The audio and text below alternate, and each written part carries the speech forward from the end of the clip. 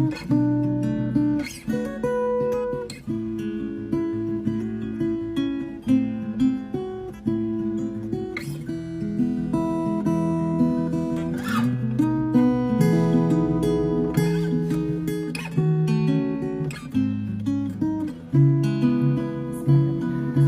Ibu. Waalaikumsalam.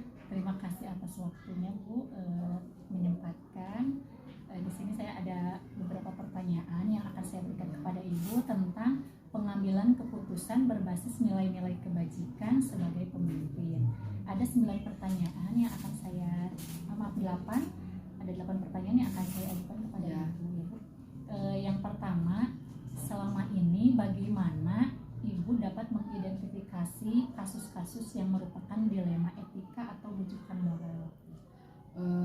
Dalam mengidentifikasi kasus-kasus yang merupakan dilema etika atau rujukan moral, biasanya dilema etika itu terjadi ketika ada situasi yang terjadi seorang harus memilih antara dua pilihan, di mana dua pilihan secara moral benar tetapi bertentangan.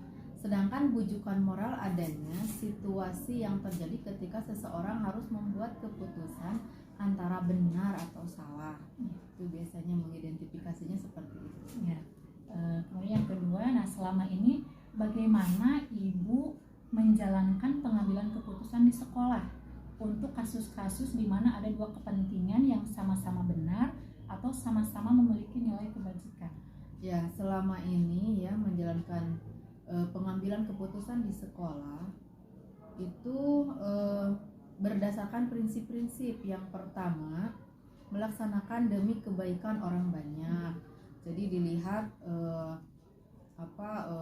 manfaatnya untuk orang banyak. Yang kedua, menjunjung tinggi prinsip-prinsip dan nilai-nilai yang berlaku. Jadi keputusan yang diambil itu harus relevan dengan nilai-nilai yang berlaku. Yang kedua, melakukannya sesuai harapan orang lain. Jadi ada prioritas harapan orang lain. Jadi keputusan yang diambil itu diambil dari ketiga prinsip tersebut. Untuk selanjutnya ya Bu, langkah-langkah atau prosedur apa yang biasanya Ibu lakukan selama ini Bu? Ya, langkah-langkah atau prosedur yang dilakukan adalah yang pertama, mengidentifikasi adanya nilai-nilai yang bertentangan.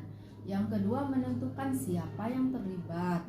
Yang ketiga, mengumpulkan fakta-fakta yang relevan. Yang keempat, pengujian benar atau salah. Yang kelima, mempertentangkan nilai yang sama penting. Yang keenam, melakukan prinsip resolusi. Yang ketujuh, mencari opsi di antara dua opsi. Yang kedelapan, membuat keputusan yang memerlukan keberanian. Dan yang kesembilan, lihat keputusan dan refleksikan. Itu prosedur yang dilakukan. Ya.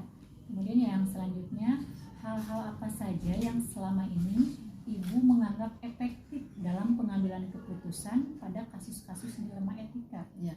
Supaya keputusan yang diambil itu efektif, diperlukan yang pertama, identifikasi keputusan yang perlu diambil. Yang kedua, kumpulkan informasi yang relevan. Yang ketiga, cari solusi alternatif.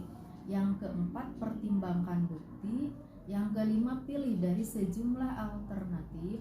Dan yang keenam, ambil tindakan. Jadi itu adalah keputusan yang diambil efektif. Jadi diperlukan langkah-langkah yang keenam tadi. Kemudian yang kelima, hal-hal apa saja yang selama ini merupakan tantangan Bu dalam mengambil keputusan? Karena pasti dalam setiap mengambil keputusan itu ada tantangan ya Bu ya. Ya, apa yang Ibu lakukan selama ini? Ya, jadi di lapangan gitu ya, kita mengambil keputusan itu tentu ada tantangannya.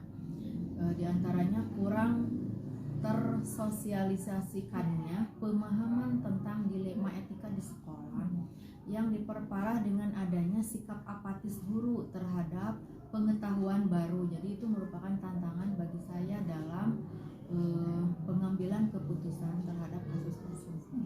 Kemudian selanjutnya, apakah Ibu memiliki sebuah tata kelola atau jadwal tertentu dalam sebuah penyelesaian masalah, atau ibu langsung menyelesaikan di tempat atau memiliki jadwal untuk menyelesaikannya seperti dalam bentuk atau prosedur seperti apa yang ibu jalankan? Ya.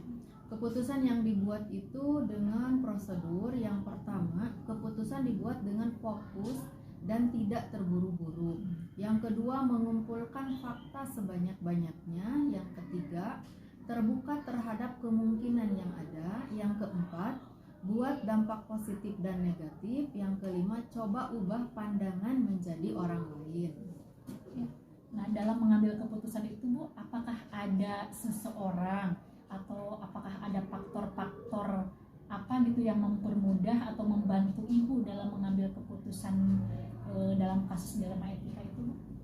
Ya, jadi yang mempermudah atau membantu dalam pengambilan keputusan terhadap kasus-kasus adalah faktor agama, sosial, ilmu pengetahuan, teknologi, legislasi, keputusan yuridis, dana, keuangan, pekerjaan, dan kode etik, dan tentu saja rekan sejawat ya dalam mengambil keputusan itu. Ya, pertanyaan yang terakhir ya Bu, dari semua hal tadi yang telah ibu sampaikan dari 1 sampai 7, pembelajaran apa yang dapat ibu petik dari pengalaman ketika mengambil keputusan dilema etika? Ya, pengambilan keputusan, pembelajarannya ya, pengambilan keputusan secara akurat, yaitu keputusan yang telah melalui proses analisis kasus yang cermat dan sesuai dengan langkah pedoman pengambilan dan pengujian keputusan, akan mampu mengakomodasi dari semua kepentingan semua pihak sehingga dapat berdampak pada terciptanya lingkungan yang positif, kondusif, aman, dan nyaman. Jadi itu adalah pembelajaran yang diambil dari pengambilan keputusan dilema etika. Terima kasih Bu atas waktunya, atas jawabannya. Ini sangat bermanfaat sekali bagi saya. Mudah-mudahan saya bisa menerapkannya ketika menjadi seorang pemimpin pembelajaran di masa yang akan datang. Ya, Terima kasih ya Bu. sama-sama.